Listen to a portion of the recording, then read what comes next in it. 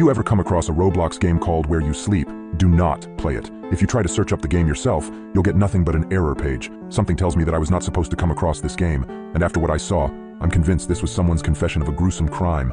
It was free too, so I thought I found the perfect game to play to kill some time.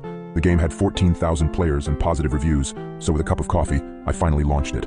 I clicked New Game, and I was ready for some action. At first, it came out exactly as expected, just like your typical Roblox horror game, except I didn't see another soul in sight. Maybe it was a single-player game. My character was standing in a dark room, and there was a single door in the distance, illuminated by a dim light bulb on top of it.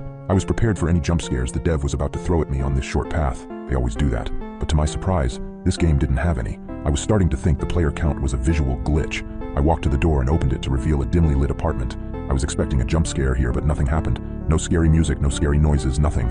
I reached for the light switch inside and turned it on. The hall illuminated, and I instantly got surprised, not realizing why. Seconds later, I realized why. The room looked quite similar to mine. The bed, the TV, and most of the other furniture were arranged in the same manner.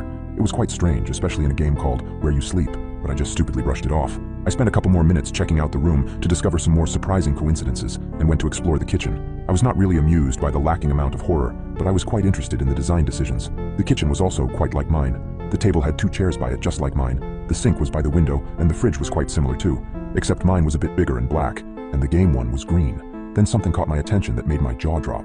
There was a cereal box on the table, a plate with a piece of bread, and a half-finished glass of milk. That was too much of a coincidence. I blinked a couple of times, and even bothered to stand up from the screen and double-check my own kitchen. You guessed it, the very same items were aligned on my real-world breakfast spot. This was getting a bit weird and a bit unnerving, to be honest.